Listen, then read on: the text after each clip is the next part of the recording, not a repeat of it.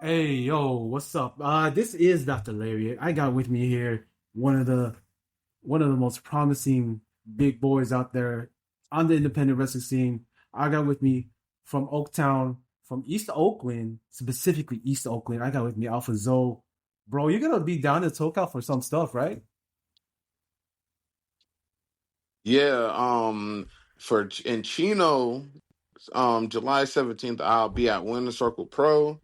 August 29th, I will be at Epic Pro at Baldwin Park. So those are the two shows you can catch me at pretty soon.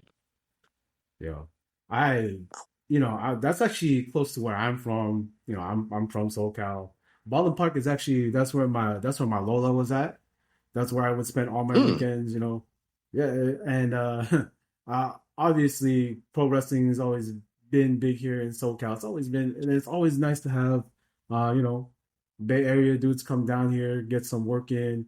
Who are you working on? What's the big match on that you're gonna be working? well, at Winter Circle is to be announced right now, but at Epic Pro, me and Bad Dude Tito are going to be running them ones.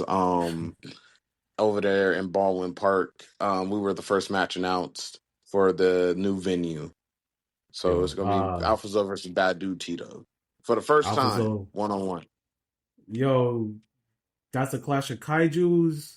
Baldwin Park, I've seen my fair amount of scraps over in Baldwin Park. Shout out to Sierra Vista High School. But I got Alpha Zoe here. I know I'm looking forward to that match because not only is Alpha Zoe one of my favorite talents right now on the independents, we got Why, Bad Dude thank you. Tito doing big things out here in the world of wrestling, MLW, CMLL, New Japan Pro Wrestling, and not to underrate my Mozo here.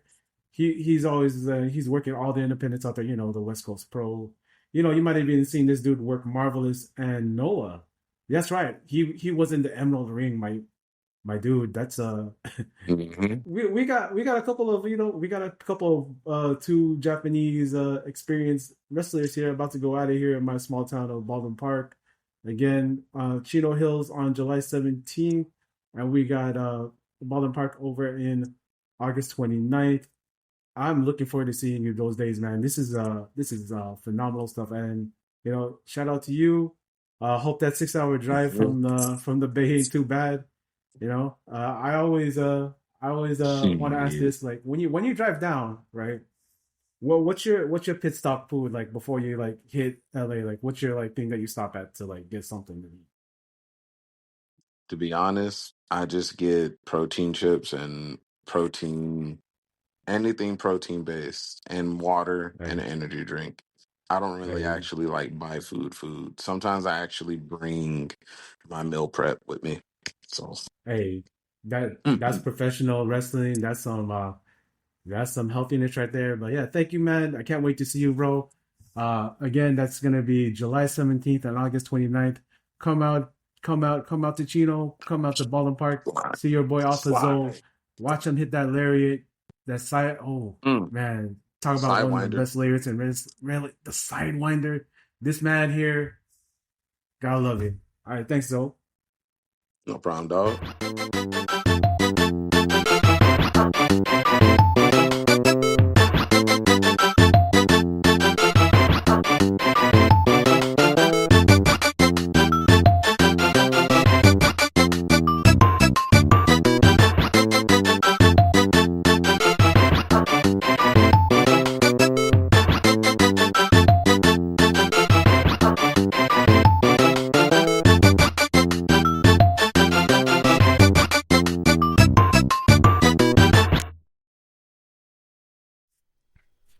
Hey, what's up, guys? This is a special version of Roundball Rock. I got with me here a couple of the Stooges.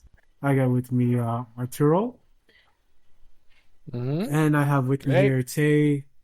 You're gonna hear us have a discussion on the off season because it's Roundball, so our main focus here has been, of course, the NBA. That's my favorite sport. I love basketball. I'm all about the league.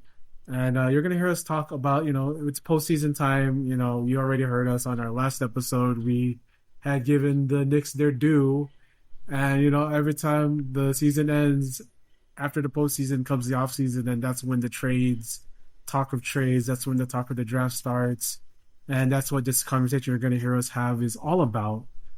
Uh, and Tay did like a video on it, and he's going to talk about that. Well, you'll hear us talk about that on the show. And very happy to have you guys here to have this conversation that I think was very interesting. And I'm sort of sad that real basketball is done. Sorry, I don't watch WNBA. I mean, I watch it from time to time. Like Caitlin Clark's a star, but it's just I'm an NBA guy. My attention is solely focused on this one thing. But yeah, I'm happy to have this conversation with you guys where we talk about the trades, how we're seeing them going to happen. We also talk about the unions again. We tend to talk about unions a lot on here, Arturo. Well, I mean, like it is important to understanding the way the salary cap works to understand the NBA Players Union, right? And as I tell people, look up the story of the NBA Players Union at the All-Star Game. Yeah. So go ahead and enjoy that conversation right now.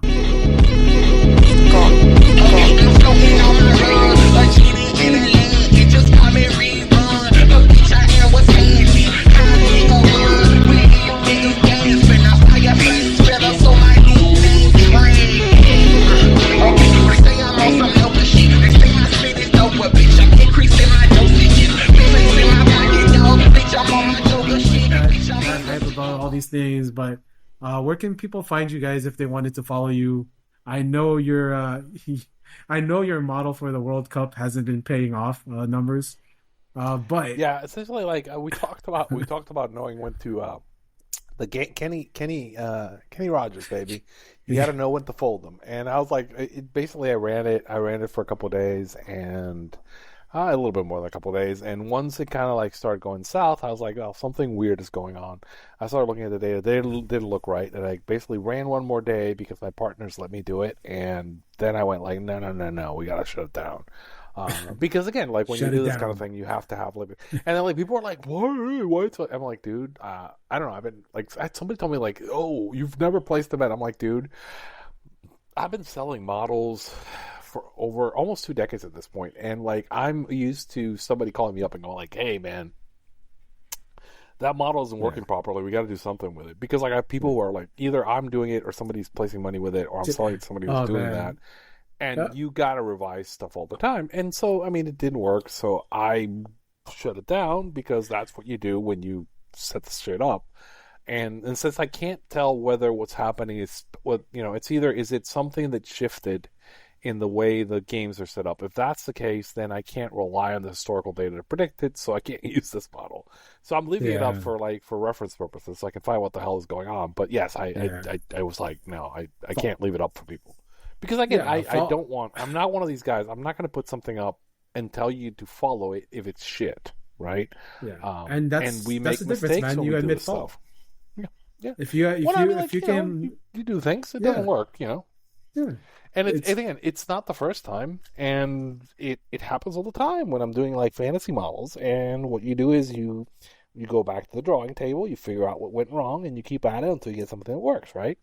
Yeah. And it's funny, the people who like when I was saying that, a lot of people who like that tweet when I said that are people who I know who are in the space who face the same issues. Because again, like if you've been in the space for long enough, you eventually.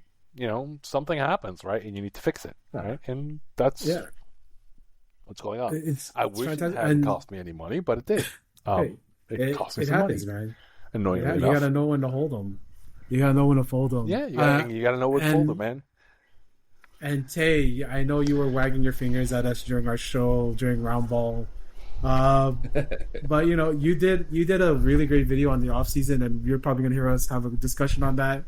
Tell people all about that. Yeah. You can find me on all socials, mainly on YouTube at Tay Casey, Tay KZY. I love nerding out over the NBA salary cap and the aprons and stuff. So I've been doing a series on off-season previews for every team, kind of lumping them into categories. So I was enjoying your guys' discussion. I pushed back a little bit on Arturo, thinking there wouldn't be a lot of movement. We'll see, because I was waving my finger, and then the news came out today that Giannis might not get traded until after the draft. And then if that's the case, I think Arturo's probably right, because that slows everything down. So essentially, like what? So people kind of like, and I was explaining that, like, essentially, okay. Here's the thing, the Miami offer, which is on the table for Giannis, is sometimes when they're doing these trades, they get one team to make this offer. Miami's been making the Tyler Hero and Poo Poo Platter, right? And they make this offer, and they're kind of using it to kind of keep the other team honest. Like, oh yeah, if you don't keep it up, we're going to send it to Miami. But like, Milwaukee's not going to trade Giannis for like Tyler Hero, a bunch of salary filler, and like two mid round first rounders, right? Like a couple guys back of the draft first round, a couple dudes, right? A couple guys And like, yeah, Giannis would like to play in Miami. Sure, Giannis would like to play in Miami, but that's not what they're doing. And effectively, they're using that offer to get the Boston offer better. And the way the Boston offer is going to work is that, in all probability, Boston's going to do Jalen and salary matching and get a third team. Could be Atlanta, could be Portland. I think the Clippers were also floated at one point. A third team that comes on and takes Jalen, right? And gives Milwaukee a bunch of assets, right? So the right in 4 or 5 picks, so Milwaukee can rebuild. That's kind of been the table, and I think what's going on is brinkmanship about how many assets are going to be floating, how much cap somebody's doing, who which players coming back, and what's coming on and going around. I think New Orleans was floated. There's I forget the name of the New Orleans player that was floated for the Celtics too. What are their guards? Yeah, because we're also seeing some free agents. Yeah, we're seeing some free agents like Trae Young is going to free agency after this season, which I think is really interesting. The funny part with the Trae Young thing was like they were saying, oh, Trae Young might get traded for the Tyler Hero package, and they put that out there, and we're like, yeah, that's kind of saying that like Miami doesn't think Miami knows they're not gonna get Giannis, right? So they know that like once their offer is off the table. I mean, again, if I'm reading it correctly, my interpretation is Miami has that offer there, so Boston can't get Giannis cheap, right? This is a team will do this. Like I don't want my Boston to be able to get away with paying rate for Giannis, so I'm going to I'm going to help Milwaukee drive up this offer, right? And I think that like Miami is eventually going to end up trading Tyler or try and trade Tyler Hero to the same package to Washington for Trae Young, right? So Washington can get off some of the contracts that they have. I think that's a weird situation because Washington has Davis and Trae, but I think they might actually get rid of both those guys, right? If they can get the right kind of. I don't know that they've convinced themselves that they. Depending on what happens, it's like that. But the trick is there's so many assets tied up in the Giannis trade because it's going to might be even a 4-teamer, right? 3-teamer, 4-teamer. That until that kind of clears, then it kind of like that's what I was saying. Like I don't know if we're going to see a lot of motion before that trade goes down, right? Because it's kind of that's going to determine the value of all these other smaller trades. Right. I mean, there's what does Philly do now? They got rid of more. Like, what do they do? Right? Are they going to kind of like shop some of those assets around? Like, there's a name I have. Like, I think you got to consider George and Embiid as assets that could move. Because again, absolutely. I think Philly's in a place where they have all these really good young guards and they have these older players, which I don't think fit their system necessarily, right? And they might kind of be in a team that's in flux. I think that like is LeBron going to stay? Is LeBron going to go? We don't know that. No. Although we heard that in Ohio, people don't think he's going to go there. Arturo, did you see the post that the 2016 Cleveland team posted of their group picture? I think the under it was like, oh, the group chat is open again, with all of them in that. I mean, I think they're basically suggesting that like you might see Kevin Love in Los Angeles. That's the thing that was being suggested. Although also there's always been the rumor about like LeBron wanting to play in Golden State with Steph. That's another thing that's always kind of been floating out there. There's I mean, again, there's some stuff like the big names are obviously going to trigger after the Giannis stuff gets cleared. The bigger trick on this is because of, and Trey, you talking about that, which is the apron. The way this works is it is trickier now to kind of do some of these trades, and you have to consider how these teams, because teams don't want to go over the second apron, right? Right. So the new CBA that they basically built is built so it's funny because Jaylen Brown was in the room, right? He's one of the senior NBA Player Association guys, and he was in the room for the CBA negotiations, which basically make it much more likely that he gets traded, right? Because his deal doesn't really make sense for the Lakers, for the Celtics long term. It makes more sense for them to consolidate under Giannis and just trust that they can find talent, which they have been, and then basically go Tatum, Giannis, keep Derek White, and then the guys they have, like Pritchard is the key contract there, and then the guys they have around them, because again, like it's the way that the CBA is built is such that essentially the players have to move to another team to get on the top rate. Right? Yeah, you essentially moved away from like the 2-3 star model to where you want like your 1 star, and you want like as many guys in like the $20 to $30 million range as you can get.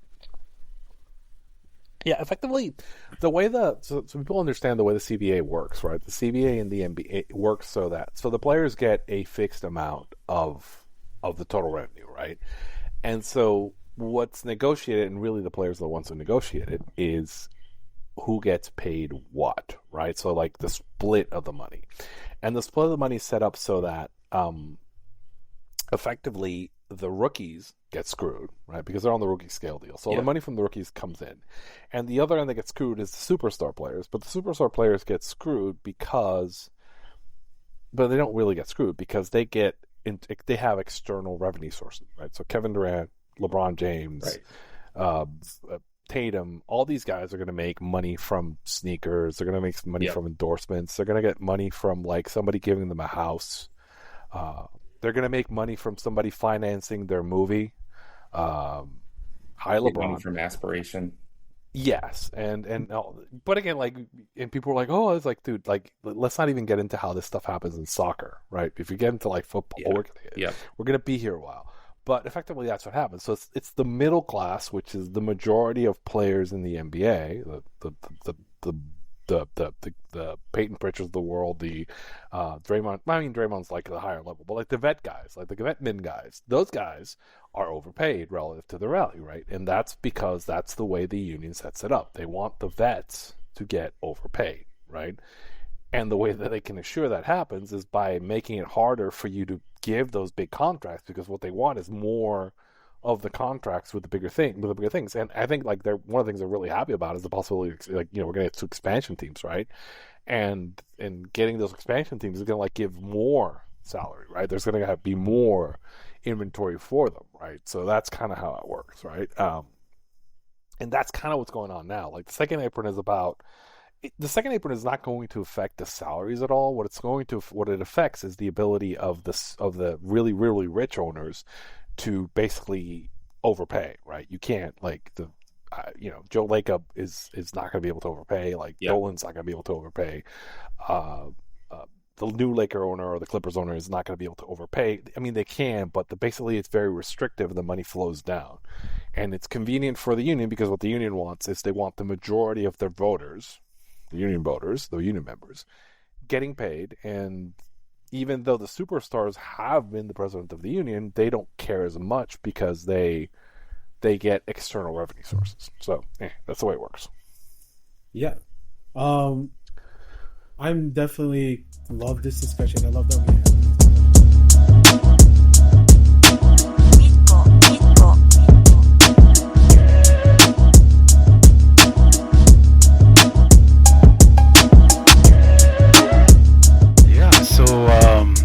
I'm here with BJ and Arturo. We were able to get something on here for roundball. So, BJ, Arturo, I think BJ, you were going to ask something, man? Last couple of weeks just because of life stuff, but we got a lot of news to talk about. Oh yeah, I had the fire here the last couple of weeks, the last couple of days, man. It's like there was like a warehouse fire or something, and like this, it's been smoky outside. Like I don't know if you guys ever played like Resident Evil or Silent Hill. It's like that, but instead of fog, it's caustic chemical fire smoke. Oh, wonderful. That Well, I sounds hope you guys. Oh, geesh. Well, be that sounds careful out there. I delightful. think you've had enough stuff Jesus burning Christ. down. How's the tornado there? Tornado stuff there, BJ? Because we were talking off the air about that. How's it looking out there for the tornadoes, man? Well, unfortunately, the World Cup fans that were in Kansas City got the full taste of Americana pretty fast. They had tornado warnings, and uh, some of them are handling it better than others. It's not good if your only experience with tornadoes is to see Twister, and then you go to Kansas City. But they got the full American experience. Apparently, somebody got shot outside the hotel too. Oh, But yeah, we had some tornadoes go through town. I mean, we're going to go through that probably 5-6 more times this summer. It's just part of being in the Midwest. I could tell tornado stories all day long. But Yeah, it was just if people the who've interesting never part's been watching the World Cup fans react.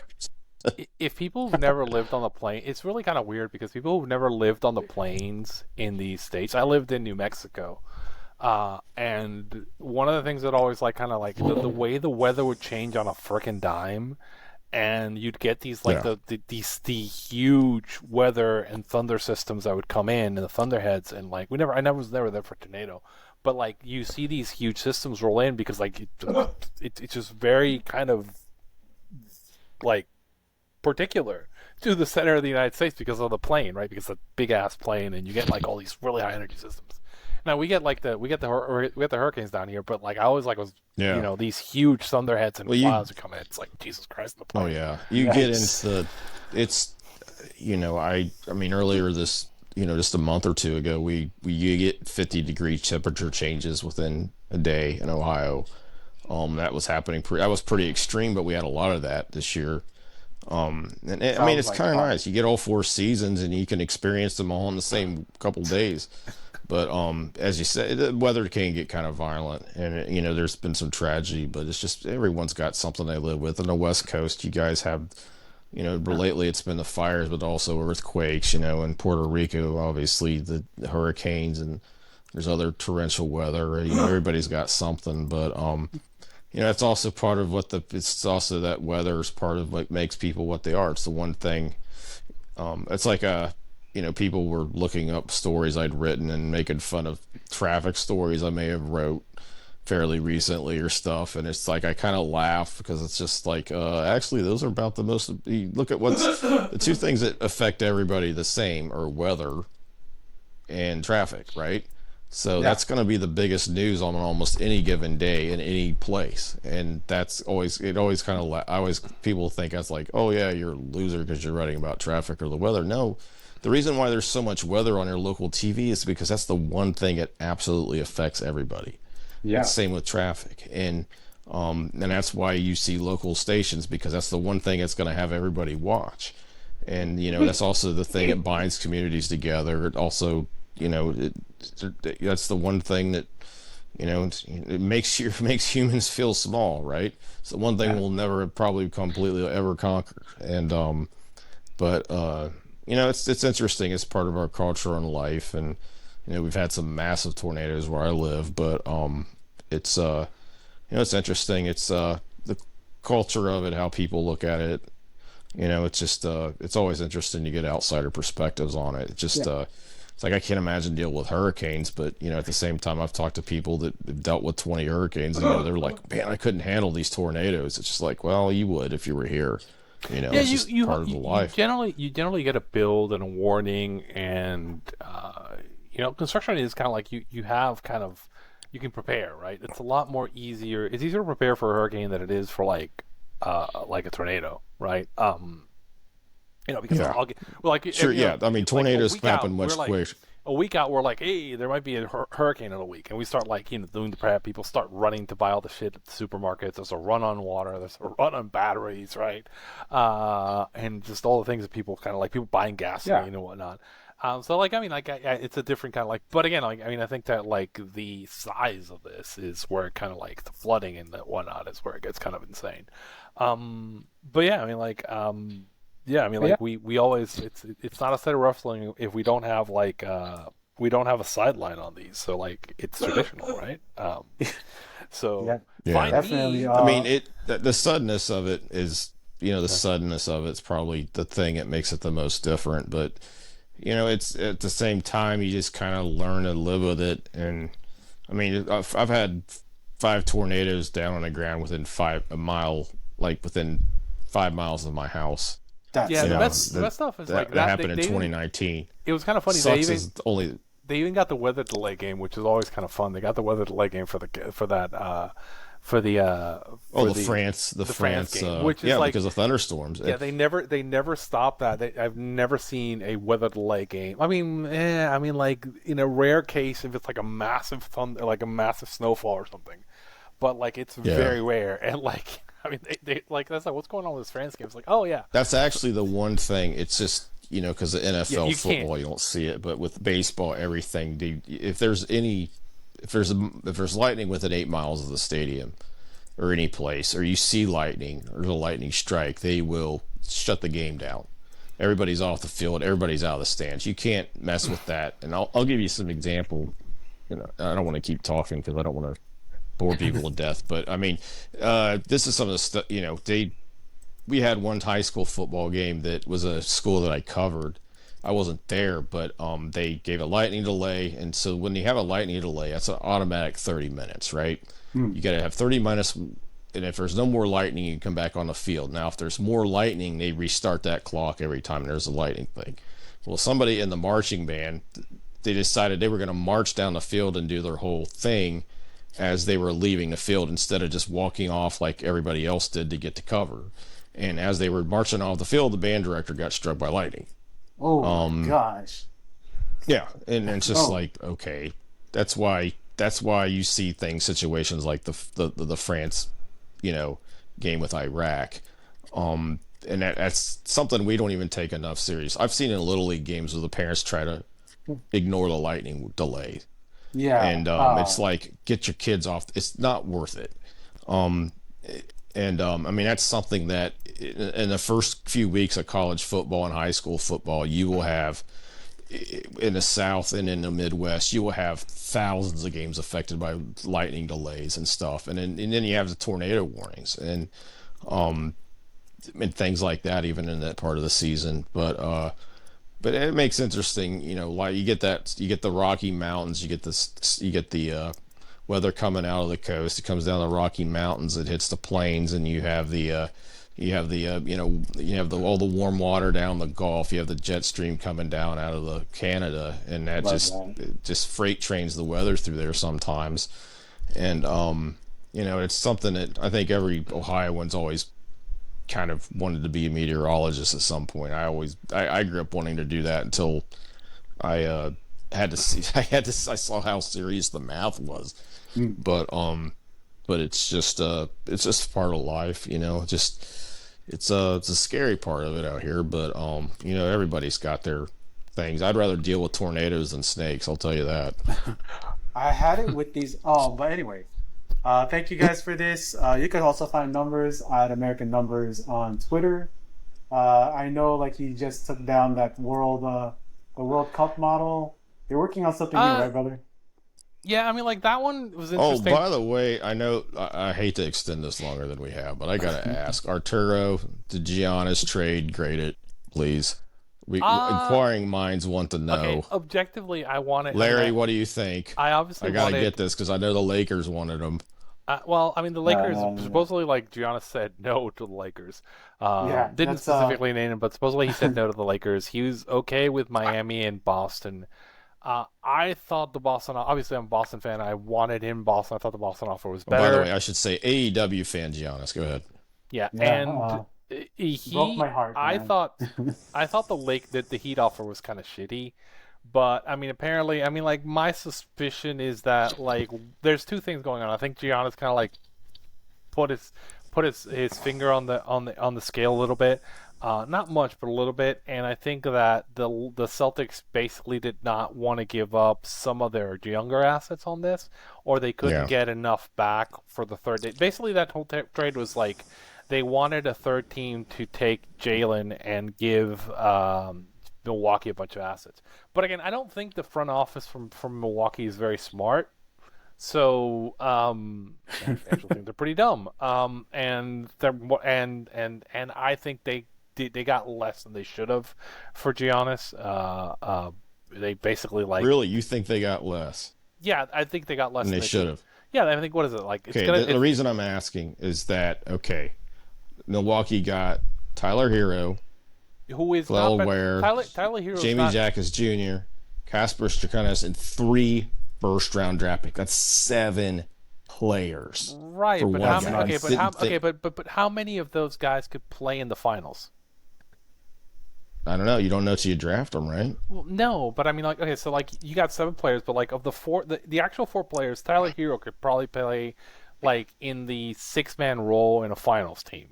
6-man maybe. I will say he's definitely the best player of that group. And he's not better. He's not. I would not rate him better than Derek White or Peyton Pritchard or Josh Hart, right? Yeah. So I don't. He's fine. And they got the number 13 pick. The other guys are basically cap filler, and then the picks are all going to be back of the. They're all going to be back of the first round, right? So Miami with Giannis will win 41, 45 games, and so all these picks will be 15, 16 range. So they're not great picks. Yeah, they got the number 13 pick tonight. Because, suspecting with Giannis in Miami, they will be picking a lot worse because those picks will be a lot later in the draft because they're going to obviously be contending. Right. So the best deal was probably going to be the third team coming in and giving them 3 picks for 3 higher picks from I don't know anyway, the point I would make is I don't think it was a great deal for Giannis. I think that the other part is I don't think that Miami is, we'll see. That roster is kind of weird now, because Giannis is a dominant player, but the pieces around them are kind of Although Miami has made do with scraps, and Spo's a really good coach, and they can kind of figure it out. But I don't know what the upside is on this team. They're not a title contender right now. But again, I don't think I think Miami. Give full credit to the Miami office. I think they basically fleeced Milwaukee because they got Giannis, who's a MVP level player, for scraps. They did not give Milwaukee an all-star, right? Or they didn't give him a lottery pick. They didn't give him a lottery pick or an all-star. Right, so they won that trade. Anything, in the NBA, if you're trading me things, if I'm trading for an you said, if I'm trading for an MVP level player, if I'm trading for an MVP level player, and I get an MVP level player without putting in an all-star or a lottery pick, I won that trade. Absolutely won that trade. There's no argument. There's no historical argument against this. There's no time where I'm trading Jokic for Peyton Pritchard and a bunch of draft fillers, a bunch of min vet guys to fill the cap space, and 7 and 10 men, and pick 3 picks from 17 to 30. The fuck, man. Yeah. This is what I said. I think the Milwaukee front office is if I'm Milwaukee, just sit there. You could have gotten a better offense if you just fucking waited, right? And all I want to do is dude, just fuck it. You sold low. Right. Why do you think they pulled the trigger on this one? Do you think Giannis was getting impatient, or? I suspect the last time this happened, right, was the Anthony Davis situation in New Orleans. I don't know if you remember that, where basically Davis refused to play for them. Right? Oh yeah. And I don't think the league wanted that shit to happen. So I think there's a lot of environmental factors saying you cannot go into the season with Giannis if Giannis is not going to play, because what was the incentive for Giannis to play if they didn't trade him? So they kind of had to move him, and I think they set themselves an artificial deadline because I think they probably could have waited and gotten better shit for him. But again, this is my take. I think Miami clearly won that. And we just did a whole NBA thing now, and okay. But that's my take on that particular trade. All right, thank you. Absolutely. I thought you were going to ask me about who's going to win. You were going to ask me who's going to win the World Cup, and I was going to say Messi. Hey, I do like that I can thank you for listening to Roundball Raw. We of course had to get BJ here in the beginning. And, at the end of the show, after we had recorded all that stuff with friend of the show, it's supposed Tay. to be 10 minutes. I screwed But, that up. That's hey, fine. no, man, I'm able to split this up because I was able to get more talk out of you. But thank you guys There for we coming go. on here. I absolutely enjoyed this show. Thank you for coming on here. BJ, once again, I'm going to ask you, where can people find you? BJ Bethel tweets on Twitter, BJ Bethel at Blue Sky, and you can also check me out on at SE Scoops at various other publications. Absolutely. And Arturo, you can find Arturo at AmericanNumbersX.com/American Numbers. Thank you guys for listening and enjoy.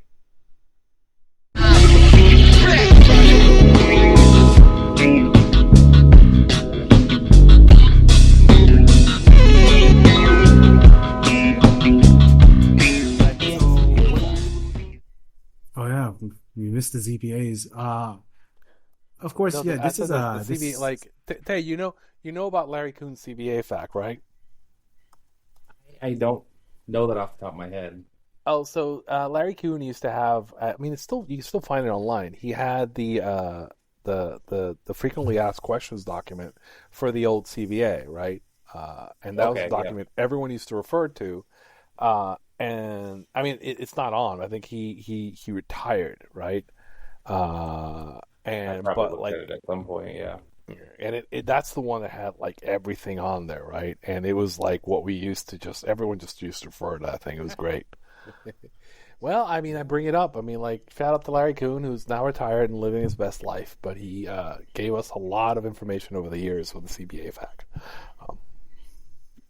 Yeah, and as we come to the end of this, it's the end of the NBA season. It's the beginning of it's becoming real baseball time.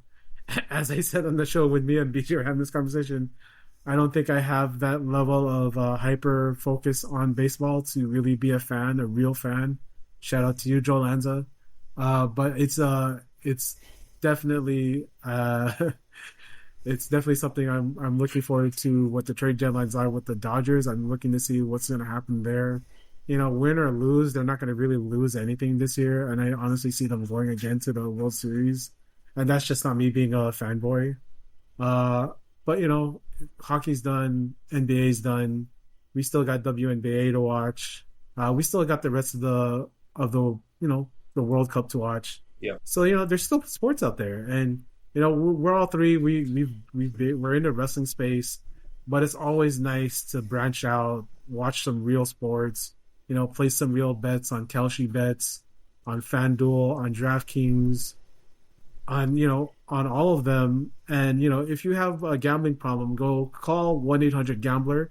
That's 1-800-GAMBLER if you have any gambling issues, because we also do not condone like excessive gambling, destructive gambling. We talk about knowing when to hold them and knowing when to fold them, knowing when to walk away.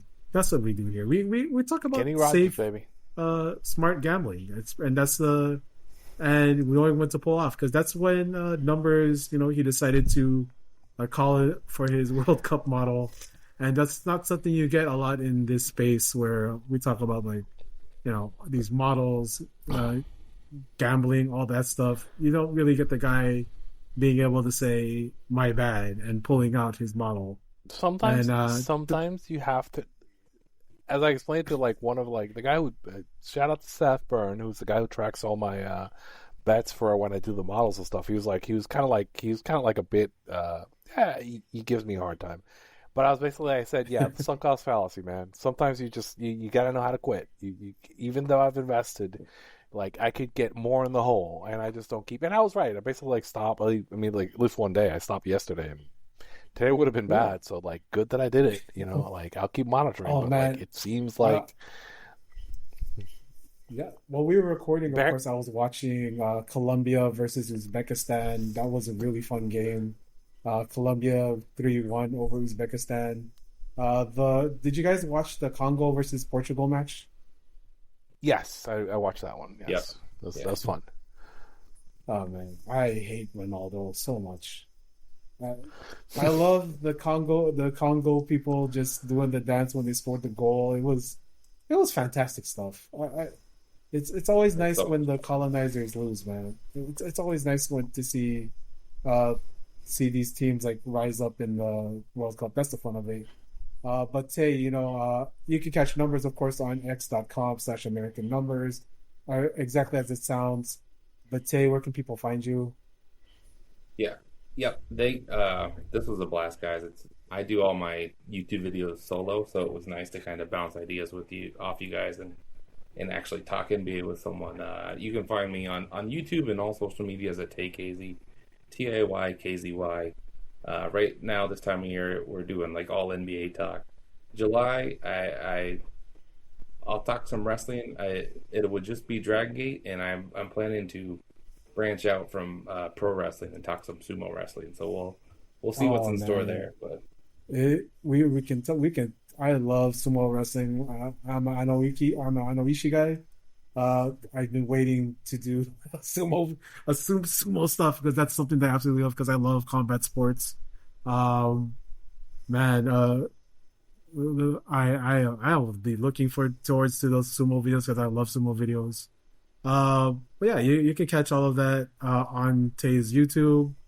You can also catch Tay on here because he might write for Social Suplex newsletter for the Dragon Gate section, which is my favorite section on that. Yeah, I'm putting him over all you guys over there because Tay is the best writer out of all you guys over there. I'll take it. Trish is also great. Trish is great. Trish is great too. Yes. Yeah, I'm very fond of on everyone. That's a shot at Chris because every time I ask Chris to come on here, he says like he's got something that comes up. But one day, Chris, I'm gonna get you on. I'm gonna get you on, Chris. Yeah. But this has been Roundball Rock. We don't have and it's a special edition. We didn't have BJ with us on here, but he'll be with us on the next one. Enjoy all of that stuff. And to quote Mr. Cold Skull, and I'm going to give an update because this is his new catchphrase. See you fucking next time.